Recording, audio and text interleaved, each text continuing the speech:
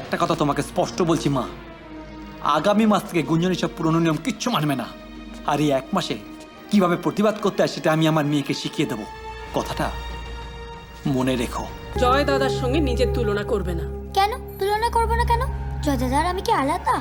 আলাদাই তো, অনেক আলাদা। জয় দাদা হলো ছেলে আর তুমি মেয়ে। আমার সংসারে এসব চলবে না। মেয়ে মানুষ হয়ে জন্মেছে, ওকে মুখ বুঝেই থাকতে হবে। এসব বাড়াবাড়ি আমি একদম সহ্য করব না। হ্যাঁ ম্যাডাম বলুন। কি আমাকে একবার স্কুলে আসতে হবে? কেন, কিছু বলবেন আপনি গুঞ্জনের ব্যাপারে? হ্যাঁ হ্যাঁ, আমি এক্ষুনি আসছি ম্যাডাম, এক্ষুনি আসছি। কি হয়েছে গুঞ্জনের?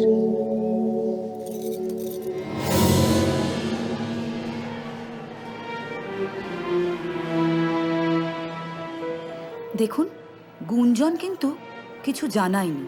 আসলে ওদের ক্লাসের আরেকজন ছাত্রী ওর খুব বন্ধু মৌমিতা, ওই সমস্ত কিছু বলেছে। আচ্ছা। মৌমিতা ওদের ওই ক্লাস টিচার জয়িতাকে সব কিছু জানিয়েছিল।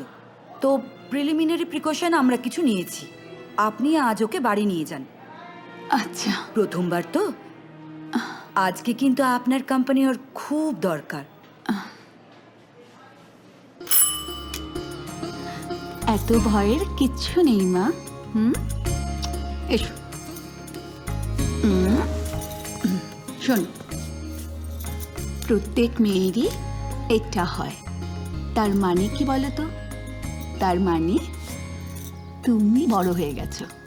আমি জানি প্রথম প্রথম তোমার কষ্ট হবে, অস্বস্তি হবে, কিন্তু পরে সব ঠিক হয়ে যাবে। আর হ্যাঁ, আমার কাছে কিন্তু এখন থেকে তুমি আর কিচ্ছু লুকোবে না, সব কিছু আমাকে বলবে। মা এখন থেকে তোমার আর শুধু মা নয়, তোমার একজন বন্ধু। সব সময় আমি তোমার পাশে আছি। আমার ছোট্ট সোনা মেয়েটা বড় হয়ে গেল। আমি যা বলছি মন দিয়ে শোনো। এখন থেকে 5 দিন একা গেস্ট রুমে থাকবে তোমার মেয়ে। গেস্ট রুমে একা? হ্যাঁ, একা। একদিনও তোমাদের সঙ্গে থাকবে না। এই রায়চৌধুরী বাড়ির এটাই নিয়ম। কিন্তু মা, ও যদি একা থাকতে ভয় পায়? ভয়? ভয় পাবে কেন? এসব ন্যাকামিকে প্রশ্রয় দিও না তো। না মানে বলছিলাম, এগুলোর কোনো মানে নেই। আমি যা বলেছি সেটাই ওকে মানতে হবে। এই কদিন ওর ডাইনিং টেবিলে বসে খাওয়া, ঠাকুর ঘরে যাওয়া, কোনো রকম ছোঁয়াছুঁই সব বারণ। বুঝতে পেরেছো? এই কদিন ওর একলা জীবন।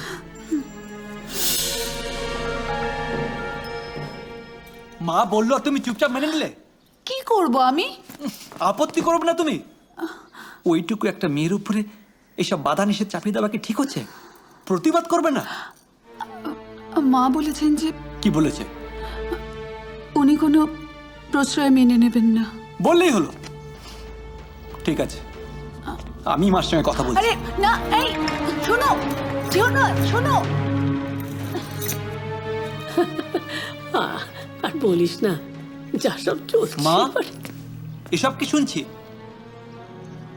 দাঁড়া তো, একটু পরে ফোন করছি। কি হয়েছে? তুমি নাকি গুঞ্জনকে এই 5 দিন কি সব নিয়ম মানতে বলেছো? হ্যাঁ বলেছি। এই রায়চৌধুরী বাড়ির নিয়ম তো মানতে হবে নাকি? পুরনো নিয়ম এখন চলে না মা, আর পুরনো দিনও বদলে গেছে। আমি তো বদলাইনি, সেই পুরনোই আছি। তুমি বদলাতে চাওনি তাই এখনো পুরনোই রয়েছো। কিন্তু গুঞ্জন তো এই যুগের মেয়ে, ও কেন তোমার এইসব পুরনো নিয়ম মেনে চলবে? একটা কথা তোমাকে স্পষ্ট বলছি মা, আগামী মাস থেকে গুঞ্জন এইসব পুরনো নিয়ম কিচ্ছু মানবে না। আর এই 1 মাসে কিভাবে প্রতিবাদ করতে হয় সেটা আমি আমার মেয়েকে শিখিয়ে দেবো। কথাটা মনে রেখো।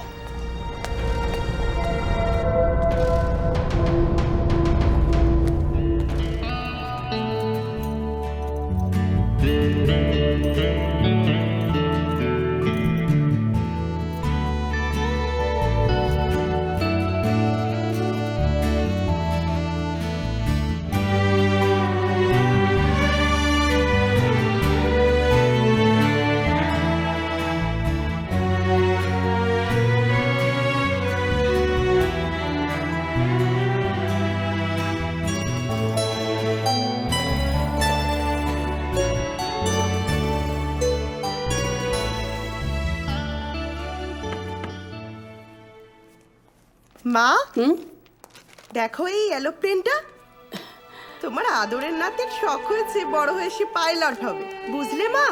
এই দেখো বন্দুকটা দেখো, জেমস বন্ডের শিষ্য।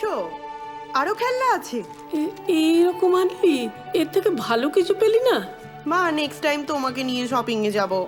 আমার নাতির জন্য এইরকম খেলনা, দেখি আর কি আছে দেখি। এই দেখো এ মা। আরো আছে দেখো, হুম। কি সুইট না মা?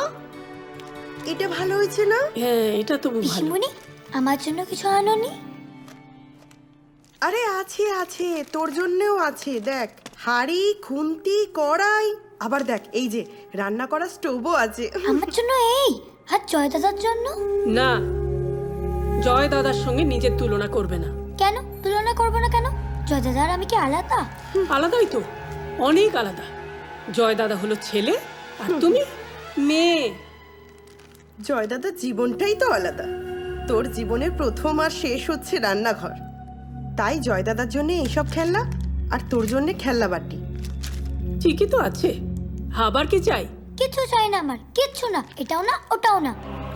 দেখলে মা, দেখলে মেয়ের কি তেজ, মুখের ওপরে না করে চলে গেল। মা, আমি তোমাকে বলছি তুমি শাসন করো মা, শাসন করো, নইলে বিরাট একটা অশান্তি হবে এই সংসারে। এই আমি বলে রাখলাম মা।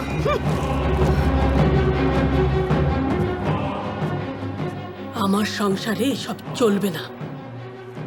মেয়ে মানুষ হয়ে জন্মেছে, ওকে মুখ বুঝেই থাকতে হবে। এসব বাড়াবাড়ি আমি একদম সহ্য করব না।